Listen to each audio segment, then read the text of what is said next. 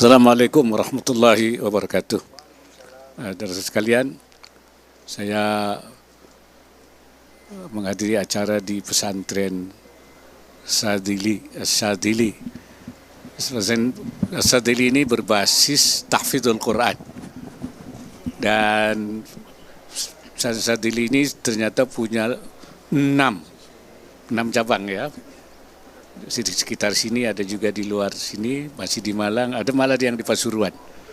Nah, basisnya adalah tahfidz. Jadi sudah cukup tua dan sudah melahirkan, pendirinya sudah wafat dan sudah banyak hafizah yang lahir dari sini. Tapi juga ternyata dikembangkan, dilengkapi dengan berbagai lembaga pendidikan seperti formal seperti SMK. Bahkan tadi saya lihat SMK sudah melahirkan produk-produk. Ada kopi, ada apa tadi itu? Ya, hasil-hasil pertanian, dan sudah banyak. Bahkan sudah mulai ada keinginan untuk juga bersama-sama dengan produk dari pesantren yang lain.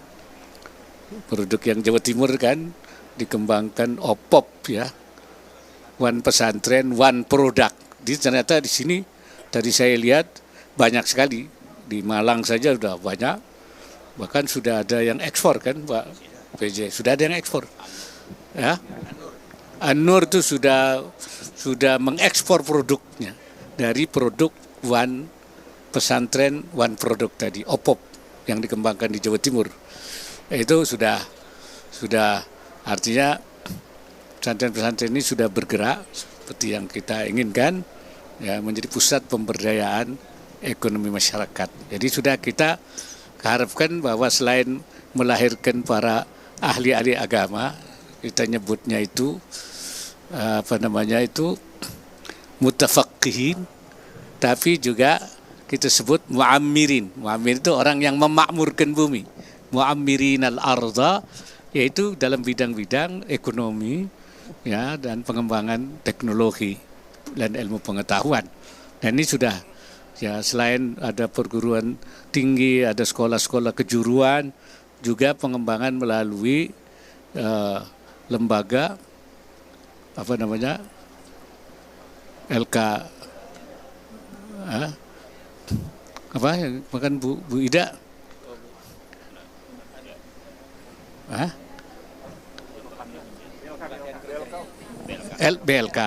BLK itu sudah banyak pesantren di Jawa Timur, sudah banyak ya, sudah banyak. Jadi itu membangun teknologi dan pengetahuan BLK. Samping juga ada sekolah kejuruan formal, SMK seperti di sini SMK juga. Kemudian juga bahkan perguruan tinggi. Ya, saya kira itu bagian yang. Nah, kemudian tadi acara itu juga halakah tentang membangun kemandirian pesantren di bidang ekonomi. Nah, kita anjurkan bahwa pesantren itu selain memproduksi sendiri juga menjadi off-taker, ya, yang memfasilitasi berbagai komoditas pertanian. Kemudian dilakukan pengolahan, dihilirisasi, kemudian dijual sampai ke luar negeri. Dan ada beberapa pesantren yang sudah mampu, dan bahkan juga saya anjurkan untuk ada semacam korporasi antar beberapa pesantren. Ya, itu majmu'ah namanya itu. Dan itu menjadi kekuatan lagi. Ada 5, 10, ada 20 pesantren. Seperti yang saya lihat di Karanganyar, itu ada namanya Cahaya Peradaban Nusantara. Dari pesantren-pesantren dia bikin grup Cahaya Peradaban. Di Jombang ada Hebitren, Himpunan Ekonomi Bisnis Pesantren. Itu terdiri dari beberapa pesantren menjadi. Nah, kita ingin di berbagai daerah ini ada korporasi pesantren nanti yang membangun ekonomi masyarakat dan bisa menjadi bisa punya bank, bisa punya pabrik, bisa punya berbagai penunjang. Ya. Saya kira itu yang pada hari ini saya datang. Oke, silakan ada pertanyaan teman-teman. Baik, yang terkait masih tema ini ya. ya, Monggo, baik, izin silakan. Bapak Pres, saya Ilman dari IDN Times. Tadi kan diresmikan juga terkait halakoh pesantren ya Pak. Nah ini tujuannya untuk apa dan apakah ada harapan atau arahan dari Pak Wapres terkait halakoh pesantren se-Jawa Timur seperti apa gitu Pak? Ya, pesantren Jawa Timur ini kan mengarah kepada kemandirian pesantren, ya kan begitu Kiai. Nah, kesan pesantren itu, karena itu pesantren tidak hanya mengembangkan ilmu pengetahuan agama, tapi membangun ekonomi. Nah, dan ekonomi ini kita harapkan antar pesantren ini terjadi kolaborasi dan kemudian saling menopang. Nah, bisa saja pesantren ini punya produk-produk ini pesantren punya, sehingga terjadi nanti apa yang saya katakan tadi, korporasi-korporasi di daerah Malang dan sekitarnya ada korporasi, di daerah Solo dan sekitarnya korporasi, di daerah ada beberapa daerah-daerah aglomerasi misalnya itu Semarang dan sekitarnya, ya kan begitu, seperti juga di Jakarta dan sekitarnya semua itu ada semacam korporasi-korporasi. Kita ingin Jawa Timur ya paling tidak ada beberapa kelompok korporasi, apalagi kalau bisa disatukan. Itu Pak PJ Gubernur, itu suatu hal yang sangat besar sekali. Potensi ekonomi Jawa Timur kan tinggi, ya, pertaniannya, perkebunannya, peternakannya. Iya, surplus semua. Dan pesantren-pesantren ini punya peran besar di sekitar-sekitar itu. Nah, jadi ketika santri digerakkan, ini potensi sebagai potensi nasional kita besar sekali. Baik, Oke. izin Pak terkait Ya. isu lainnya Pak. Ini kan soal DPR mengkritik Kementerian Agama mengalihkan kuota tambahan 10.000 untuk jemaah haji ONH+.